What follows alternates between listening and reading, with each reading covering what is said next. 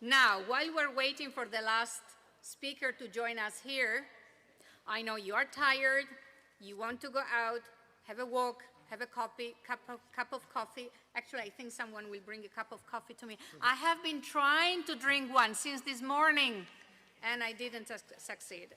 So, and we're talking here about inclusion and sport and education, formal and informal, quality education, formal and informal.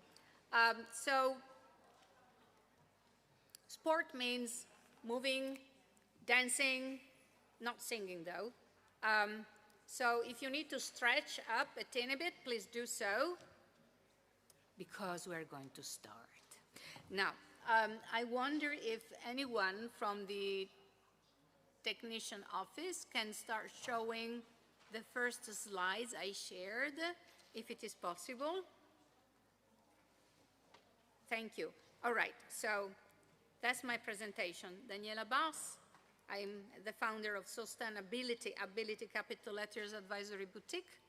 I'm a former United Nations director. I left the United Nations a few months ago, New York, and I was heading the division dealing with social inclusion and development. So in my portfolio, I also had persons with disabilities globally, but also youth, older persons, the family, indigenous peoples, enterprises, and social enterprises, and sport for development and for peace. And this is something that, even though I left the United Nations a few months ago, I keep promoting around the world. Second slide, please. So what we are trying to do here today, yes, indeed, we are going to talk about sport, but it's very important to understand the definition of sport.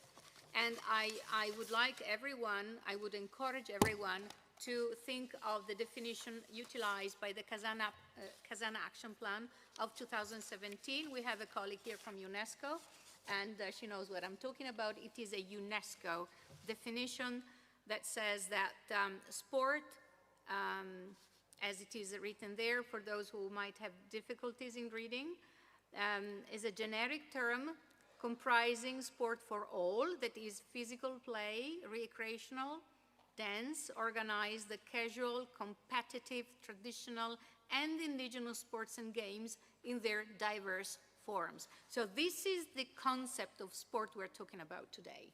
It's not just playing cricket or soccer. Now, why quality education? Next slide, please. Quality education has to be put into a policy framework. So the definition of sport, we gave it. So that's a policy framework. It's a generic term.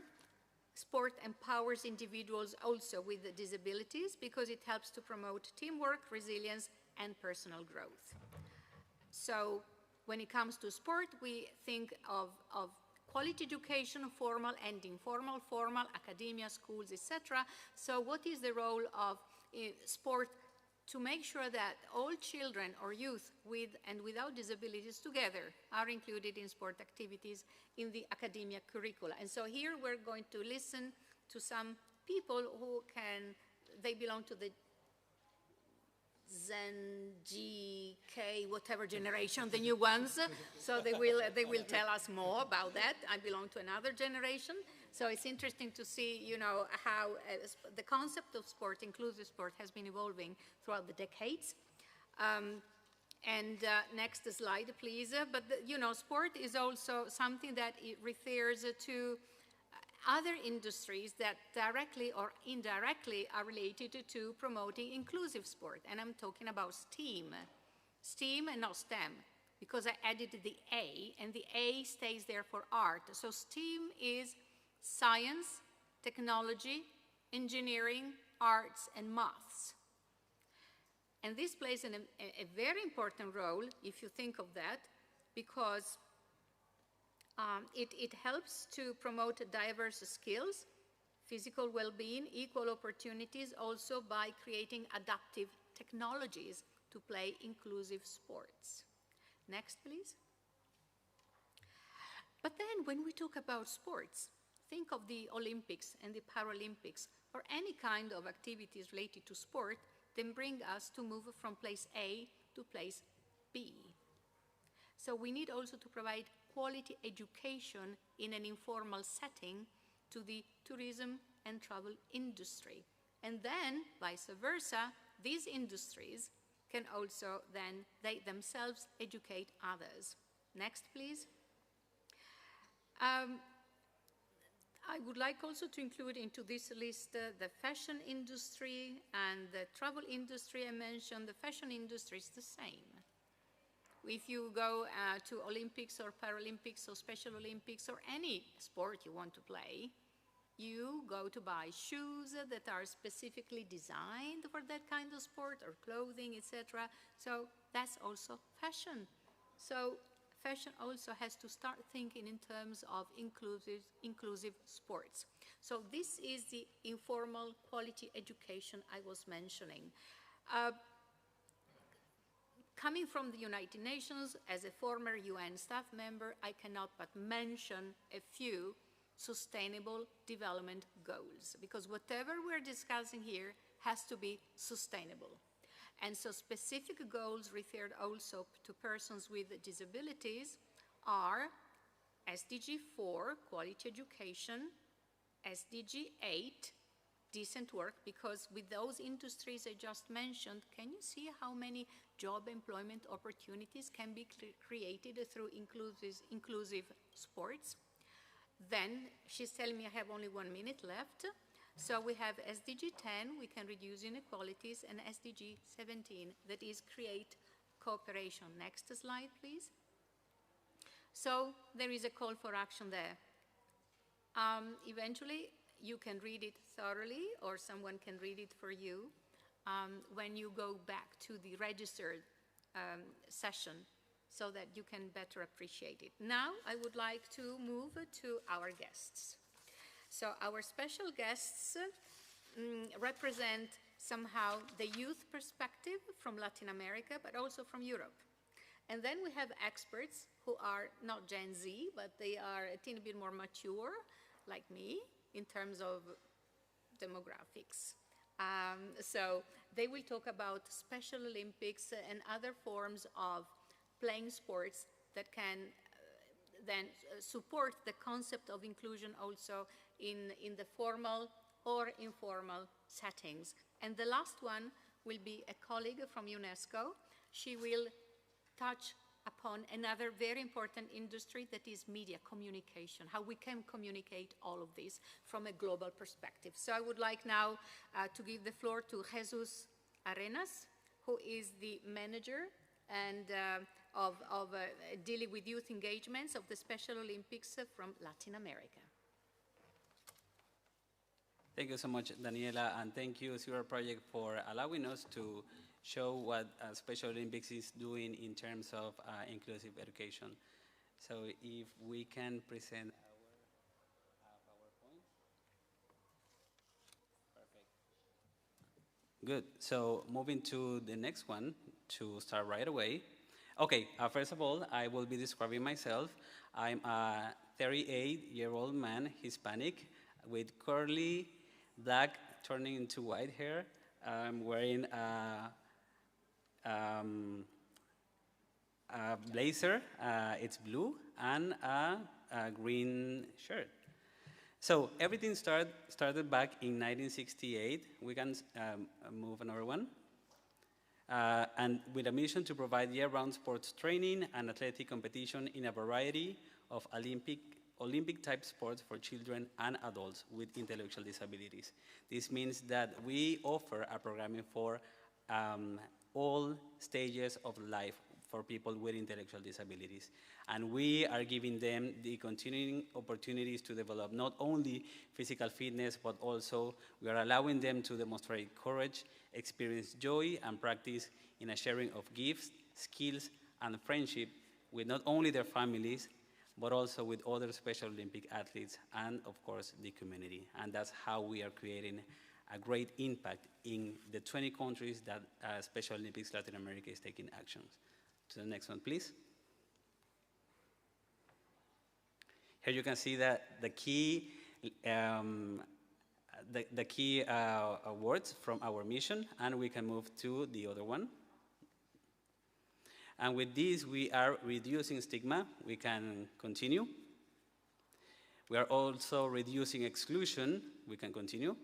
We are as well reducing marginalization by following not only national but regional and also global laws and programs, as Daniela mentioned, that are the Sustainable Development Goals. And in the next slide, we can see all the Sustainable Development Goals where we are taking an holistic action, starting with the health, not only the physical health, but also the mindful and spiritual health. Of course, education that we are here talking about. We are also empowering women. That's why we are here with Emmanuel. And of course, we are creating, among so many other things, partnerships, and that's why I invite you to engage with Special Olympics and to continue empowering the needs and the potential, most importantly, of the people with intellectual disabilities and any type of disabilities. We can continue to the next one. Okay, Special Olympics is about 4 main pillars that are inclusive sports. That is our core. The next one. Of course, we include inclusive health. Then we include inclusive leadership. And of course, we include inclusive education. The next one. With these 4 components, we are transforming the physical education into classrooms for, we can see in the next one, for a social inclusion. This means that people is not only placed in one specific classroom to be part of a group, but they're also making a change, as I said earlier. We can move to the next one. And this is thanks to 3 components that are part of the Unified Champion Schools programming that are unified sports or adaptive sports. Next one. Whole school engagement, where we are creating capacity building by engaging teachers and principals from all the schools that we are taking actions. And the last one is inclusive youth leadership or unified experiences, where the youth with and without intellectual disabilities are taking the lead in the actions that we need. This means that they are telling us what to do, and we're working with them and following what they really need. Next one. With this, we are only creating or supporting that we have more students in classrooms. We are turning the students into teammates and also into friends with a simple key message. That is, if we teach children to play together, they can learn and live together. Next one, please. Thanks to the support of 3 important donors that are Hasbro, the Stavros Niarchos Foundation, and His Highness Sheikh Mohammed bin Zayed Al Nahyan, 7 countries in Latin America has been creating a very structured programming that are example for the rest of the countries in Latin America. We can see in the next slide the 7 countries that I'm talking about. These are the countries: Chile, Mexico, Brazil, and as you see, Paraguay, Argentina, El Salvador, and Dominican Republic. Okay, we can continue. And with this, we are creating across the Latin America region a social inclusion network that includes, of course, educational institutions, but also includes families, includes communities, and includes governments, local, national, and regional bodies that are taking laws into practice. And this turns into what we are calling right now, that is a global coalition for inclusion. And with this coalition, we are now in the path to create, we can continue, we create spaces to play more games, to continue practicing sports, exchanging opinions, and have an intergenerational dialogue. Next one. And we are here to invite you to continue expanding our life-changing impact that so far has been created in Latin America since 2019. more than 16,000 youth and with and without intellectual disability involved, more than 11,000 educators involved and formed, and more than 1,000 schools reached so far. Next one. And to talk about the impact of what Unified Champion Schools, I'm honored to give the floor to Emmanuel Dutra. Thank you. I had a question for you, Jesus, but we ran out of time, but hopefully later on. And thank you for introducing yourself and describing yourself. You know, before we had the meeting, I told all of them, describe yourselves, and I'm the only one who didn't do it. So I'm 62, short hair, wearing glasses, wearing a jacket with the chest colors, more or less, and I use a wheelchair. Okay, now, we have now the pleasure to hear a female voice.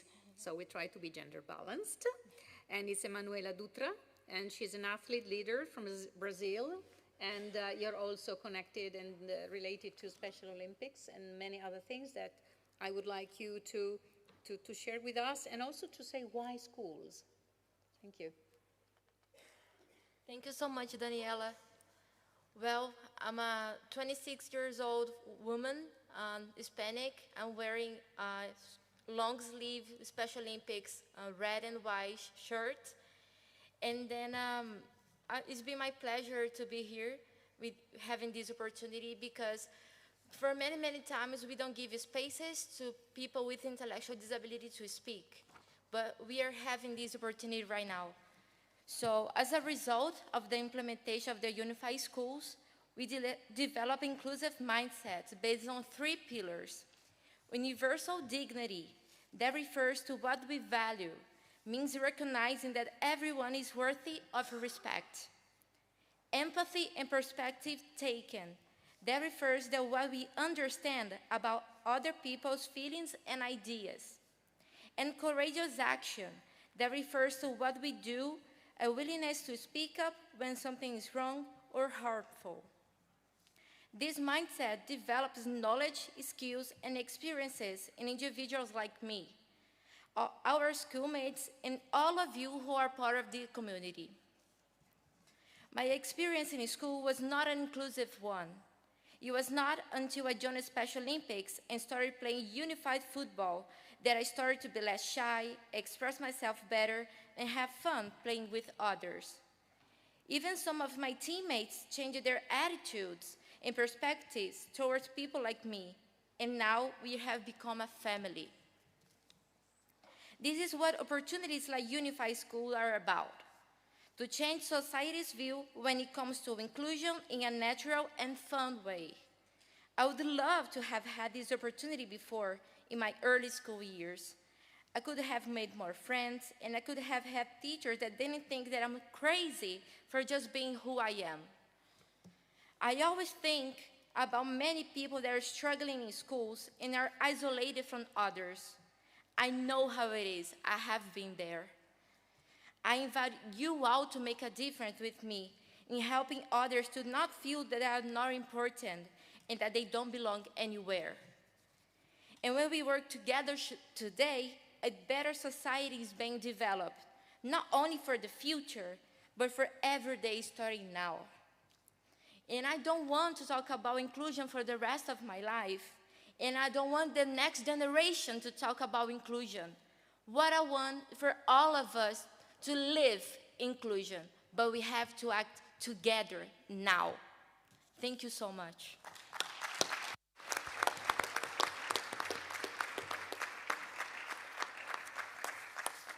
You know, I often ask myself, who decides that we need to be included?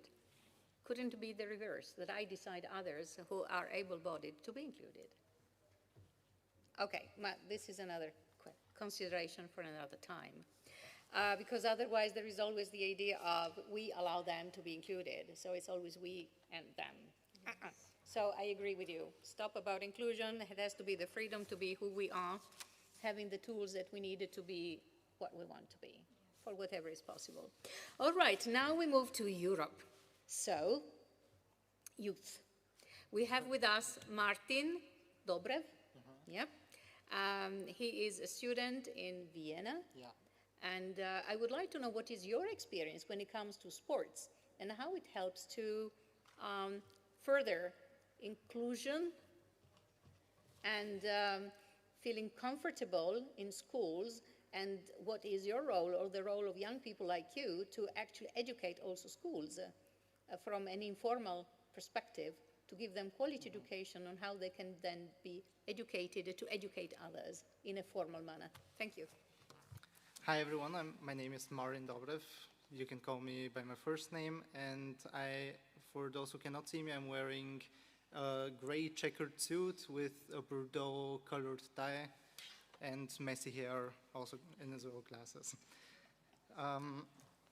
I want to say it truly is my pleasure. I was here last year as a part of the youth delegation, and it's great to see that this year's focus in the sessions is sports and inclusive education. I am a part of both. I'm the target demographic, so to say, because I'm a student and a para-athlete, and I want to thank everyone for bringing attention to these topics. A little about myself. I'm a para-athlete for Austria, representing the country in para-canoe. My Olympic qualifier race is 3 months away, before which I have 2 World Cups to attend and to gather experience. I dare say I have had some success in sports, which has helped me gather enough experience to be able to share with everyone here. This is going to be my primary role, which I would like to engage in during this conference, to share my experience with everyone, to show these organizations what athletes and students really want, need, and what is on our mind. As a part of the experiences, I'm a student at SZ2 Ungargasse. It is a school in Austria, in Vienna, where we are right now in the United Nations building.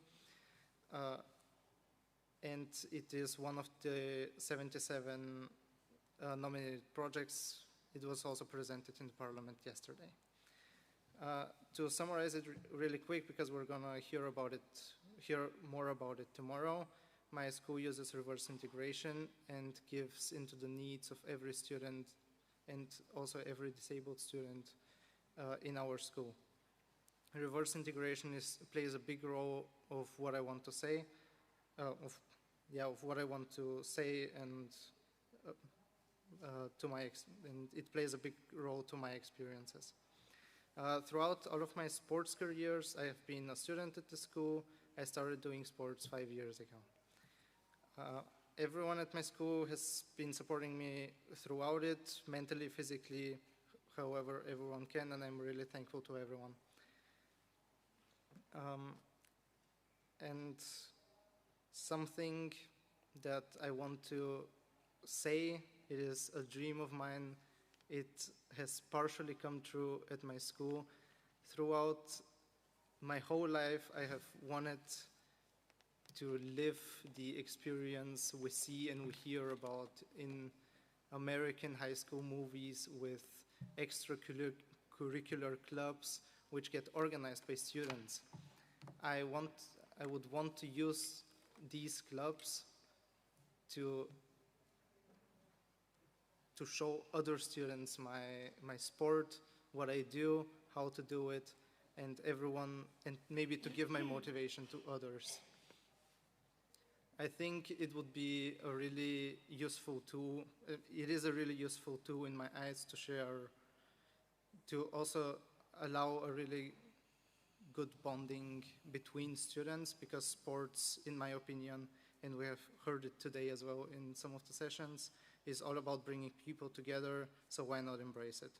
Especially in formal education forms, which implement reverse integration, where students have been desensibilized, it is a very powerful form of bonding.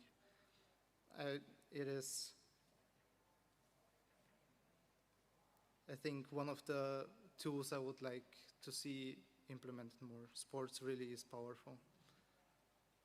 I have a question, if we have still 1 minute.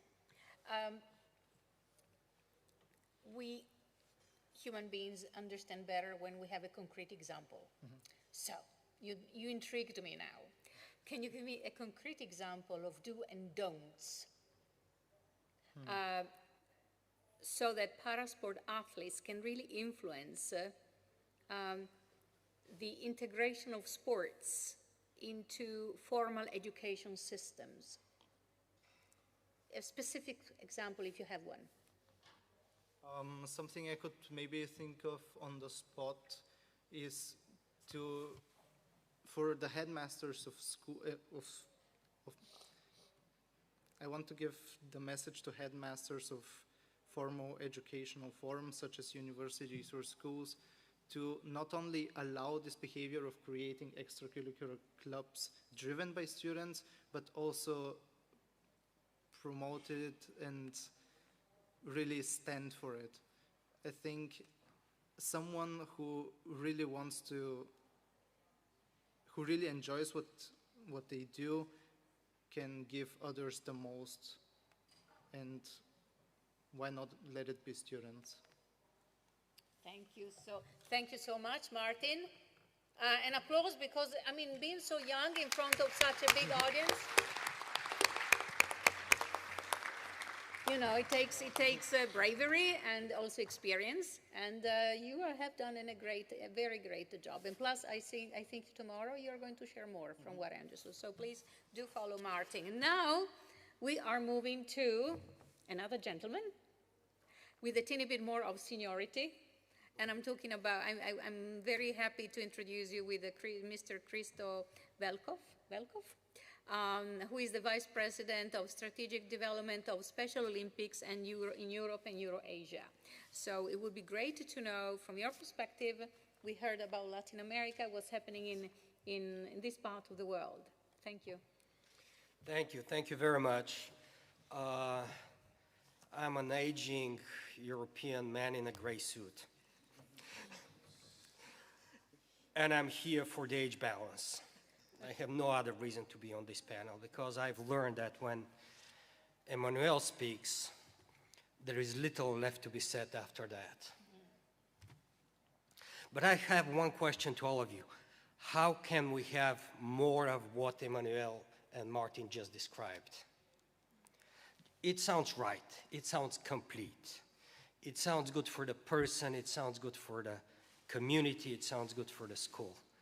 I have one question for all of us here. How can we have more of that? And education, schools is one way to go. Of course, education. We're here to talk about education. And we're here to talk about sports in quality education. Now, education, we go to schools, we learn lots of stuff. We learn math. We need math. We need math to build this building.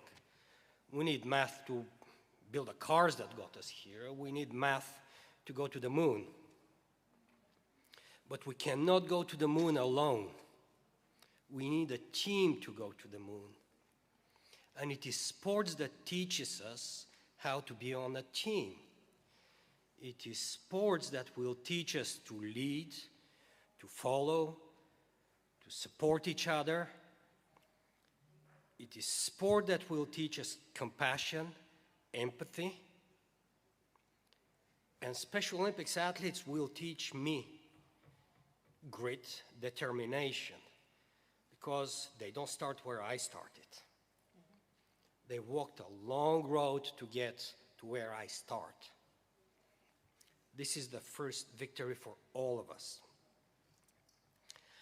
And sport basically teaches us how to be more human, if you want. You know, all of us, I'm sure, have seen this image. I don't remember which games that was. You know, like a long-distance runner, 10 kilometers, 15 kilometers, I don't know what the discipline is. This guy is 10 meters away from the finish line. He's tired, he's exhausted, he's confused, he collapses. The guy who is second, who's trained his entire life to beat him, stops, picks him up, carries him across the finish line. This is what we learn in quality education. And this is what at Special Olympics we're trying to do. Not for Special Olympics athletes, for everyone. And as Jesus described, we've done it in enough places, we've done it in enough schools, and by now we have learned that what we call inclusive education, and Danielle, I could not agree more with you that inclusion is probably not exactly the right word. Just be yourself, you know, but for a lack of a better word, I'll use inclusive education. When we have inclusive education in a school, the teachers stop being policemen and policewomen, and they become teachers. They teach. Because the discipline, the compassion, the camaraderie is there. It is created by the difference.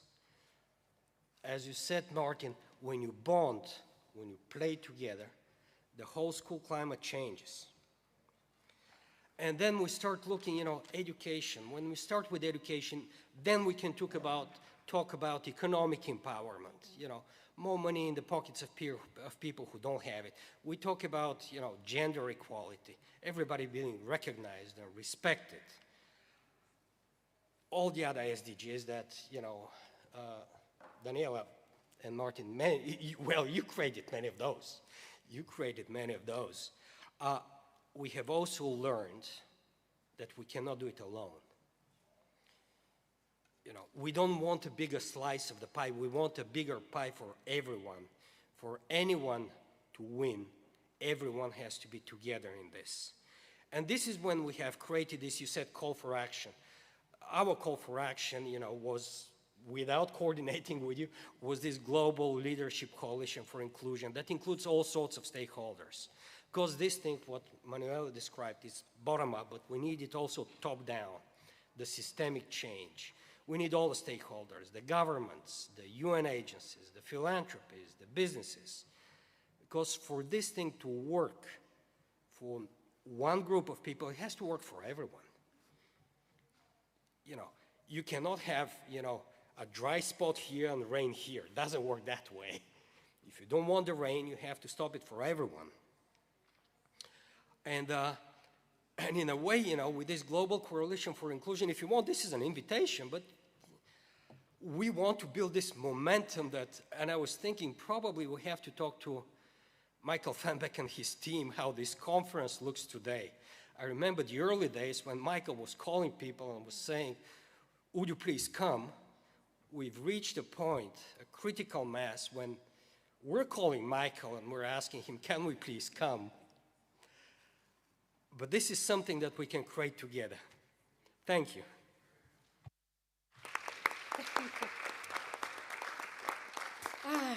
This is professionalism and passion, and united together. Wow, it's a real winning formula. Thank you so much.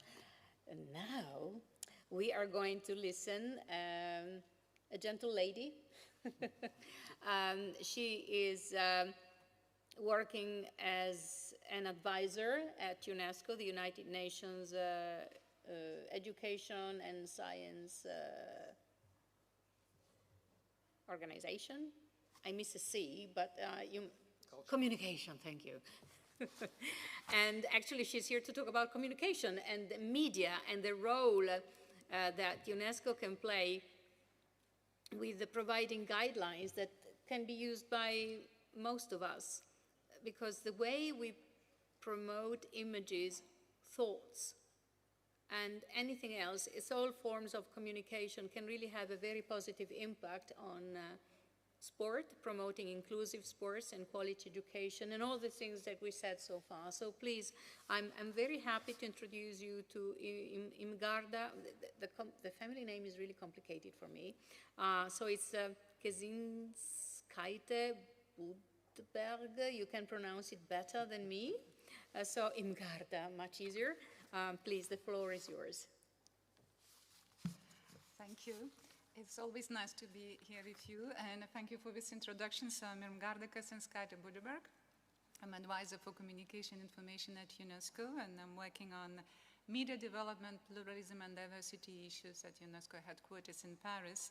And I'm European, Baltic, late 40s lady, wearing a navy blue suit and white blouse. I usually wear glasses, but I need them for a distance, so I will be reading without them.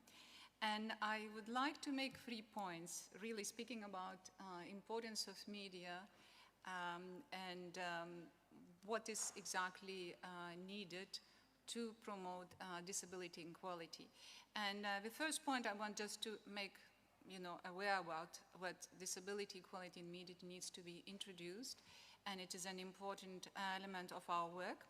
Secondly, I want to touch a little bit about capacity building of media and importance, why we have to work in order to see more content produced in fair and balanced manner, and as well to expect what the content which will be produced and disseminated would be accessible to everyone. And the third element, what I would like to touch base, is UNESCO response and introduce the practical manual, and at the end I would like to conclude with a very short video. So as we are here, I would say there are no people who would object that media and media coverage has a huge impact on public perceptions and attitudes and behaviors of all citizens, including persons with disabilities. However, it's not so often that media includes disability issues in the overall coverage and provide content and access to the platforms and public information in particular at equal basis with other audiences. And if it is done, we have heard quite a lot, but that's maybe it's focused more on specific disability-related events, and I would say one of them, probably sports events, are those which draws a lot of attention.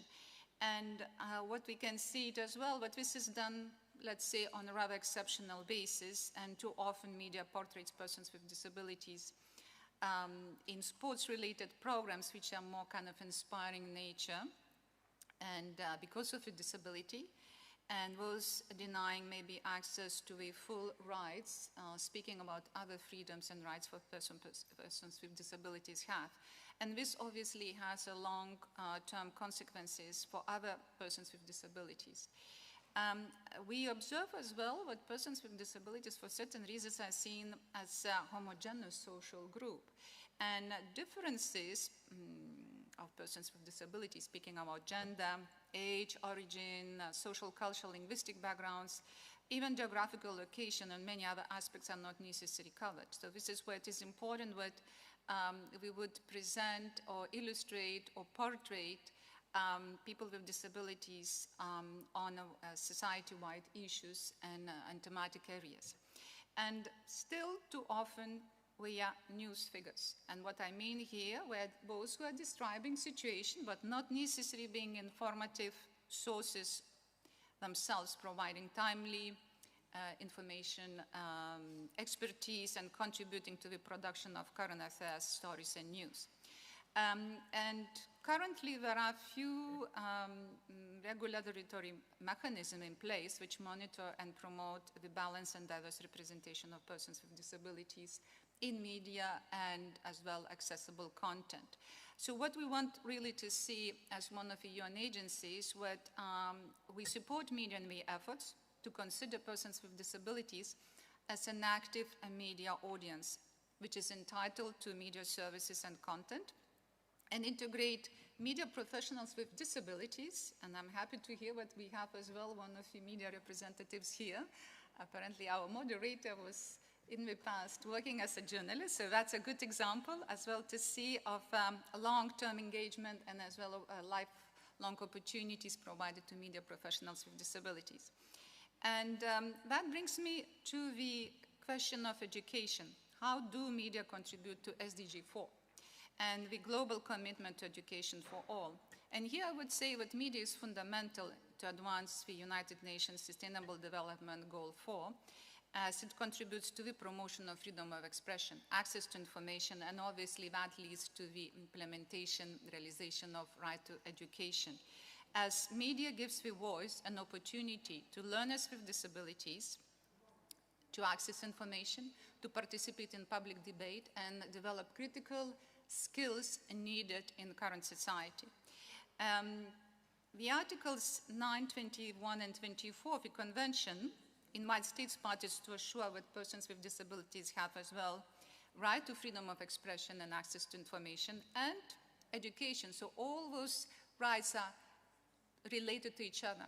If we do something in one area, it will contribute to the other one. And I think here it is instrumental to recognize that media is important in raising awareness about the rights of learners with disabilities and reminding duty bearers, such as governments, public institutions, teachers, even parents, what education system has to be inclusive, and we have to make sure what we provide all support necessary, and we as well present those issues in media from a diverse point of view.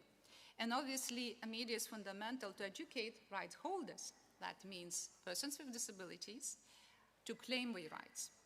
So by doing that, a free and independent and pluralistic media contributes to democracy and serves a catalyst for sustainable development. And last years, our field offices implemented a number of projects around the world, strengthening, in particular, I would say, community media through improved technical and editorial capacity to serve diverse audiences. An emphasis was placed on capacity building and addressing the issues and needs of girls and women. And special attention was given to the reporting against violence, reporting on violence against women and girls, which unfortunately often results in different type of traumas and maybe can lead to disability. And that is why it is important that such a subject like violence against women would be portrayed in a sensitive and inclusive manner by media. And this is one of the initiatives that our field offices were implementing last years. It is important to build as well capacities of media working together and to make sure that future professionals who are today at faculties of journalism are able to cover disability issues, including sports, including education related, and to produce content in an accessible manner. So this is why it is, we expect to have more courses, guidelines introduced, and I will speak very shortly about one that UNESCO is designing, which would be introduced into journalism and training at universities, colleges, and faculties. And we believe as well that students of other fields such as information communication technology, audiovisual engineering, and even artificial intelligence, we would as well integrate more disability-related aspects in their courses. So lastly, UNESCO is developing a practical manual and master classes on disability equality, which will actually provide a number of practical recommendations for media professionals in particular on how to factually and impartially represent persons with disabilities, how to produce accessible content, and how to promote inclusion of media professionals with disabilities in media industry. And these resources will be used by our field offices around the world. And in closing, I would like to screen a teaser of the UNESCO masterclasses, which were recorded, actually hosted by Mrs. Sophie Morgan. She's a British TV presenter and disability rights advocate. And she was one who was actually hosting the Paralympic Games in London, working for one of the major public service broadcaster. And I can tell you what the attention to the subject, we received attention from Her Highness Princess Maria Theresa, the Grand Duchess of Luxembourg, and Christiana Amanpour from CNN, and Jane Constance, one of UNESCO Artists for Peace. So I would like to screen a teaser. So. The media has a huge impact on our attitudes towards and our views on the issues of the day. But the media rarely cover disability issues in general news and programming, provide accessible content, or fully embrace inclusion in their operations and management practices. Breaking down barriers and creating an enabling environment in which people with disabilities can thrive is critical for our societies. And the media can be instrumental in making this a reality by integrating disability issues into the mainstream and by highlighting inclusivity. In collaboration with partners, UNESCO has developed this series of videos which offer practical guidelines to advance disability equality in media. Let's together remove barriers for audiences with disabilities. Please join our masterclass.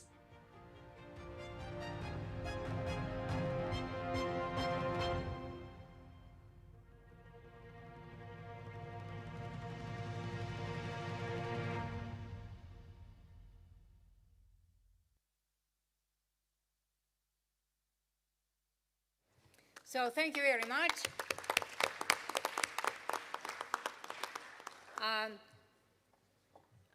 I'm impressed because I was looking at the audience. You have been paying lots of attention.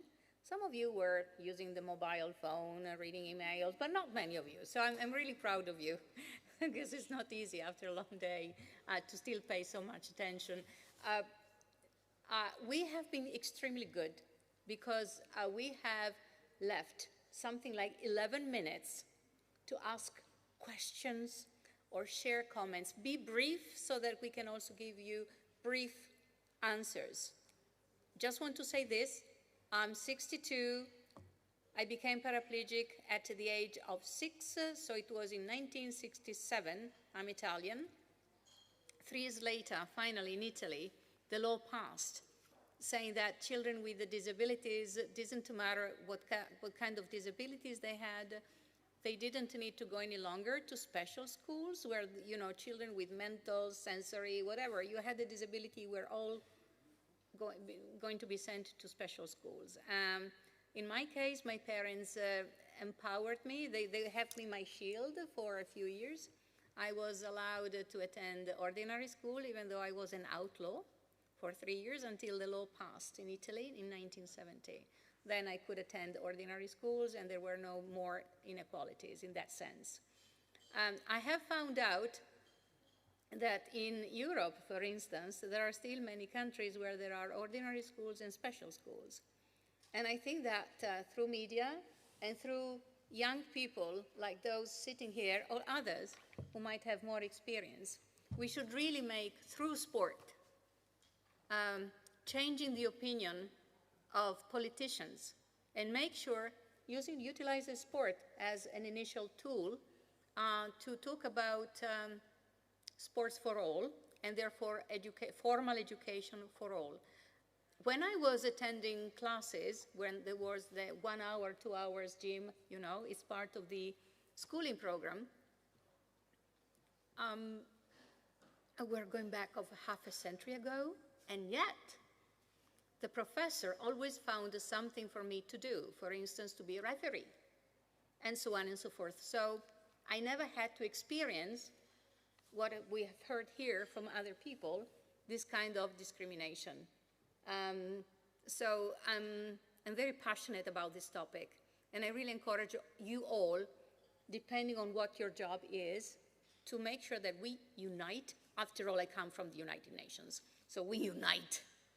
And each of us, from a different angle, unite and encourage and support the endeavors of member states, either because CRPD, the Convention on the Rights of Persons with Disabilities, or because the 2030 Agenda with its 17 SDG Sustainable Development Goals that say leaving no country and no one behind, through sport to promote inclusion and see that it works. And then probably that will allow then some countries to revisit their laws and really integrate everyone without distinctions. So this is my dream, this is my hope.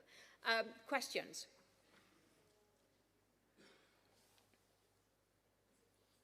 Okay, so I do have a couple of questions actually for our speakers, if you don't mind. Jesus, let's go to Latin America for a minute. I would really like to understand how we can really promote quality education in inclusive school programming. In my case, it was not there, but I was lucky enough for teachers to think about how I could be included through sports as well into programming. We have heard a teeny bit about Martin, but he will share more tomorrow. So as a Special Olympics, what can we do? Also because, no, I can't read, I'm sorry. 4 minutes, yeah. Also because, thank you. We often talk about persons with physical disabilities, but we have to keep in mind also students or others in other industries as well who might have sensory disabilities, invisible disabilities, or cognitive disabilities. So we won't talk about all of this, but even though we haven't explored these areas, keep in mind that we have included all of them in our conversation. Please, Jesus, 1 minute.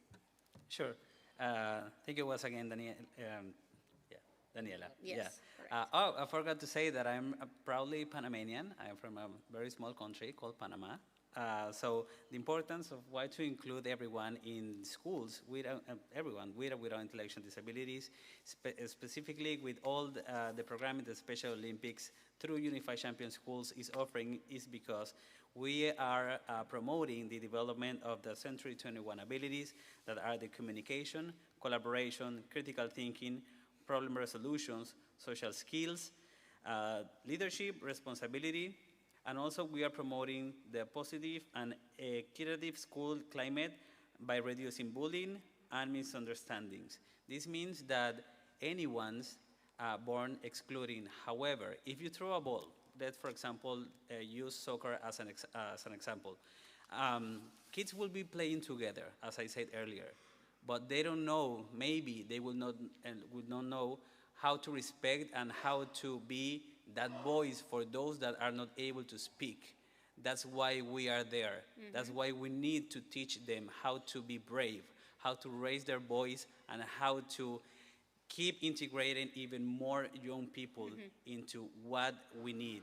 That is inclusion, and is also respect and consideration for the differences, and of course to continue empowering the diversity that we know that we have, not only in Latin America, but across the globe.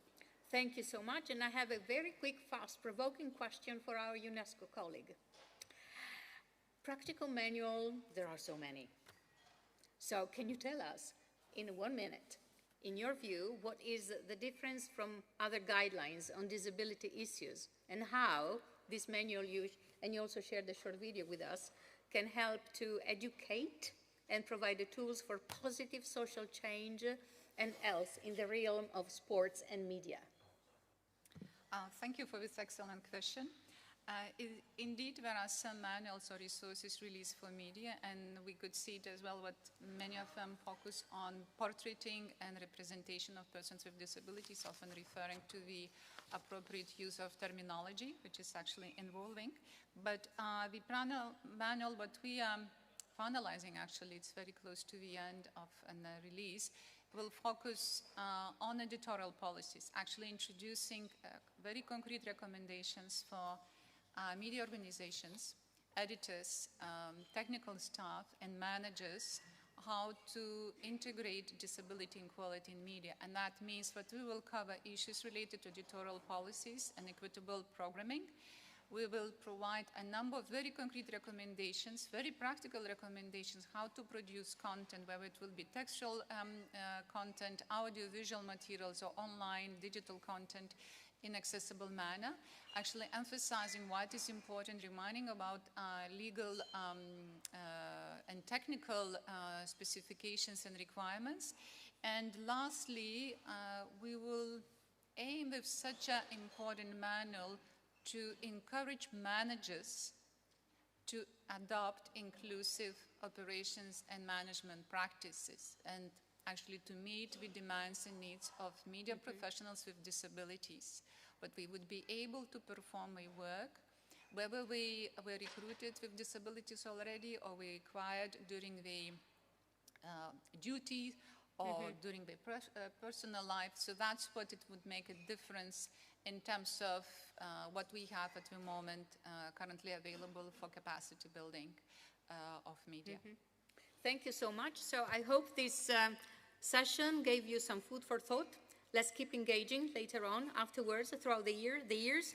I want to thank also the Zero Project for having given this space to this very important topic that we do hope is going to be developed throughout the years. Thank you very much. And we end here, encouraging ongoing efforts to break barriers and build a world where everyone has equal access to sport through quality education and opportunities at school and in the public and the private sectors, where also media plays a role. Thank you.